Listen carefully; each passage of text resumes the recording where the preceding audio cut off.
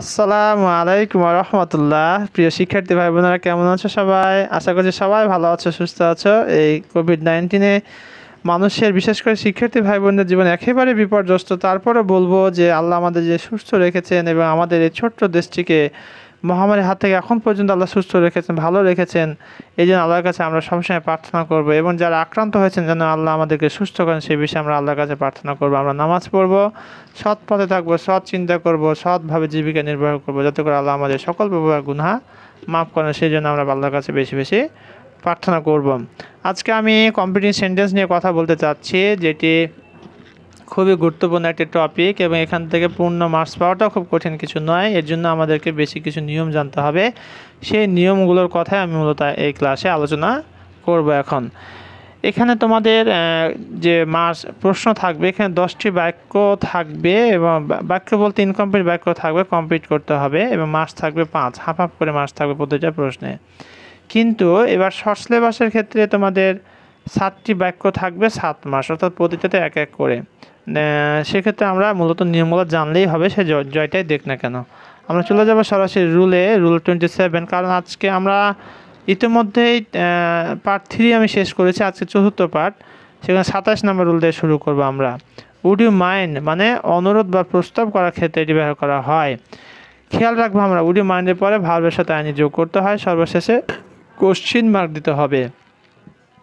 দেখো এখানে একটা উদাহরণ, I have lost my cellphone, আমি আমার সেলফোনটা হারিয়েছি।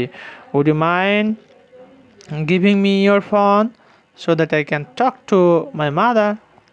Would you mind having a cup of tea. খেয়াল রাখবো উড ইউ মাইন্ড থাকলে পরবর্তী যে অংশটা আমরা ফিল আপ করবো সেখানে ভার্বের সাথে আইনি যোগ করতে হবে, শেষে কোশ্চিন মার্ক দিতে হবে। আচ্ছা, দেওয়াই থাকবে কোশ্চেন মার্ক দিয়ে। তারপরে খেয়াল করে নেব আমরা rule 8, who, which, what, that, whom, whose প্রধান প্রধান রিলেটিভ প্রোনাউন। কি বলছে এখানে, কোন ইনকমপ্লিট সেন্টেন্সে উক্ত রিলেটিভ প্রোনাউনগুলির যে কোনো একটি থাকলে উক্ত সেন্টেন্সটিকে কমপ্লিট করার সময় রিলেটিভ প্রোনাউন এর পরে তার অ্যান্টিসিডেন্ট অর্থাৎ পূর্ববর্তী নাউন বা প্রোনাউন অনুযায়ী ভার্ব বসিয়ে সেন্টেন্সটিকে কমপ্লিট করতে হয়। যেমন ইট ইজ আই হু, এখন এই হু এর পূর্বে কি আছে, আইকে অনুসরণ করে ভার্বটা হবে।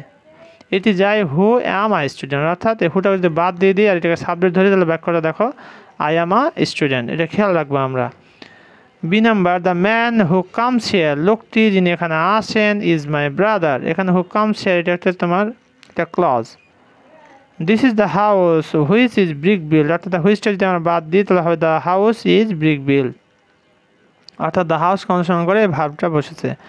The boy whom you call, বালকটি যাকে তুমি ডাকো, ইজ মাই ব্রাদার, অর্থাৎ এই যে ইজটা হয়েছে এই দ্য বয়কে অনুসরণ করে। কেমন, Ruby is my sister whose friend is Mita. এবার দেখবো আমরা রোল 29, ইন স্পাইট অফ বা ডিসপাইট, এর মানে হচ্ছে সত্ত্বেও। আমরা স্ট্রাকচারটি দেখবো একটু খেয়াল করে, ইন স্পাইট অফ বা ডিসপাইট V1 প্লাস আইএনজি বা positive plus extension plus subject plus verb plus object.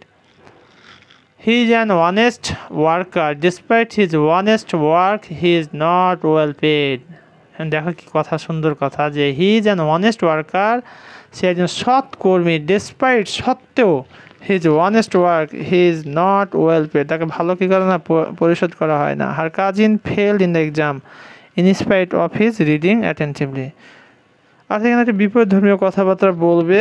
Rule আমরা 30 নিয়ে কথা বলবো একটু। On account of, because of, owing to, due to, এগুলোর মানে হচ্ছে কারণে বা জন্য। আমরা সরাসরি স্ট্রাকচার দিয়ে খেয়াল করব, আর এটা তোমরা একটু পড়ে নেবে। অন অ্যাকাউন্ট অফ বা বিকজ অফ বা ডিউ টু বা owing to positive plus V1 plus ING plus object বা সাবজেক্ট, এটা গেল। উদাহরণগুলো একটু খেয়াল করি। We are unable to go by train because of the prevalent strike. আমরা কি হব, উই আর আনএবল, আমরা সক্ষম ছিলাম, টু গো বাই ট্রেন, ট্রেনে করে যেতে, because of the prevalent strike, অর্থাৎ হরতাল থাকার কারণে আমরা ট্রেনে করে যেতে পারি না। হিজ সিস্টার সাকসিডেড, তার বোন সফল হয়েছিল, বিকজ, কারণ, অফ হার ওয়ার্কিং হার্ড। অর্থাৎ এখানে তোমার অর্থ বুঝে বাক্যটাকে কমপ্লিট করতে হবে, নির্দিষ্ট কোনো এখানে রুল বলা যাবে না। এবার এনাফ টু, যথেষ্ট বা প্রচুর। শেষের দিকে রুলগুলো অত ইম্পর্টেন্ট না, তবে কিছুটা গুরুত্বপূর্ণ রয়েছে কিছু কিছু। এনাফ টু, আমরা এখানে স্ট্রাকচারটা একটু খেয়াল করি। Subject plus to be plus enough, তার সাথে হবে noun plus infinitive phrase. Infinitive ফ্রেজটা হচ্ছে 2 + V1 + এক্সট্রা ওয়ার্ড, একে বলা হয় infinitive phrase. He has enough knowledge, আর যথেষ্ট জ্ঞান আছে, টু বি আ পোয়েট, একজন কবি হওয়ার জন্য। Her brother was strong enough, তার ভাই যথেষ্ট শক্তিশালী ছিল, টু লিফট দ্য লোড। আচ্ছা, এবার আমরা রুল 32 দেখবো। অ্যাজ লং অ্যাজ, যতক্ষণ পর্যন্ত বা ততক্ষণ পর্যন্ত। অ্যাজ লং অ্যাজ এর অর্থ যতক্ষণ পর্যন্ত। স্ট্রাকচারটা আমরা খেয়াল করব, subject plus verb plus object, as long as subject plus verb, অর্থাৎ একই টেন্স উভয় অংশই হতে পারে আর কি, এটা খেয়াল রাখবো আমরা। অথবা একটা ভিন্নও হতে পারে, I shall help you as long as you need my help, wait here as long as he returns. Rule 33 নিয়ে একটু কথা বলি, সিন্স কোনো নির্দিষ্ট ঘটনার পর থেকে বা হতে। এখানে দুটি স্ট্রাকচার আমরা ইতিমধ্যে আলাপ করেছি পূর্বের ক্লাসগুলোতে, যে সিন্সের পূর্বাংশ প্রেজেন্ট ইনডিফিনিট বা পারফেক্ট টেন্স হলে পরেরটা হয় পাস্ট ইনডিফিনিট, আবার সিন্সের পূর্বাংশ যদি পাস্ট ইনডিফিনিট হয় পরেরটা হয় পাস্ট পারফেক্ট। এই স্ট্রাকচারগুলো লেখা হয়েছে এখানে, আমরা উদাহরণ দেখব। It is a long time since you went to our village home. খেয়াল করি সিন্সের আগে রয়েছে প্রেজেন্ট ইনডিফিনিট, এর কারণে হচ্ছে past indefinite. Time has its wings, it was 5 years, এটা পাস্ট ইনডিফিনিট আছে, তাহলে হবে পাস্ট পারফেক্ট স্ট্রাকচার অনুসারে।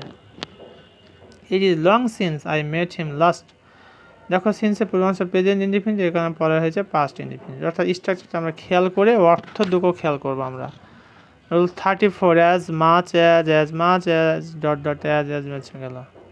রহিম help the poor boy as much as he could. Rahim দরিদ্র দ্য পোর বয় গরিব বালকটিকে সাহায্য করেছিল, অ্যাজ মাচ অ্যাজ যতটুকু সে কী করতে পেরেছিল। Rahul ate as many mangoes as he got. আচ্ছা, রুল 35, দেখো এটা so much dot dot that, so many dot dot that, এখান থেকে অতটা আসে না, তারপর জেনে রাখতে পারো। My friend has eaten so much food, এত বেশি খেয়েছে, that he can not walk, না সে এখন হাঁটতে পারে না। There are so many people in the field that I can not count them. আচ্ছা, এবার আমরা দেখব শেষ রুলটি, যে হ্যাড যুক্ত পাস্ট পারফেক্ট বা পারফেক্ট কন্ডিশনাল। হ্যাড যুক্ত অংশটা হয় পাস্ট পারফেক্ট টেন্স, পরেরটা হবে পাস্ট, দেখো সাবজেক্ট প্লাস উড হ্যাভ বা কুড হ্যাভ বা মাইট হ্যাভ, অর্থাৎ পারফেক্ট কন্ডিশন হবে। হ্যাড যুক্ত অংশটি হবে পাস্ট পারফেক্ট টেন্স, পরেরটা হয় perfect conditional. Had I earned much money I would have established a mosque, had he got my help he would have started his business. আজকে আমরা এই পর্যন্তই, আজকে ক্লাস এখানে শেষ করছি। তবে একটু তোমাদেরকে আমি রিকোয়েস্ট করব, আমার এই ক্লাস দেখে তোমরা কতটুকু উপকৃত হয়েছো, বা কোথায় কোনো ত্রুটি পেয়েছো কি না, বা কী করলে তোমরা ক্লাসটা আরও সুন্দর হতে পারতো, তোমাদের সুন্দর সুন্দর কমেন্টগুলো আমি প্রত্যাশা করছি। আশা করছি এই কমেন্ট সেকশানে তোমরা সুন্দর সুন্দর কমেন্টগুলি করবে এবং আমাকে অনুপ্রাণিত করবে, এবং যেগুলো ত্রুটিপূর্ণ হয়েছে সেই ত্রুটিপূর্ণ বিষয়গুলোও কমেন্ট করবে। আমি চেষ্টা করব পরবর্তী ক্লাসগুলোতে সেগুলোতে ত্রুটি না হয় এ বিষয়ে আমি সর্বাত্মক চেষ্টা রাখবো আর কি। সর্বশেষে তোমাদেরকে সকলকে ধন্যবাদ আমার ক্লাসটি দেখার জন্য ও শোনার জন্য। আসসালামু আলাইকুম ওয়া রাহমাতুল্লাহ।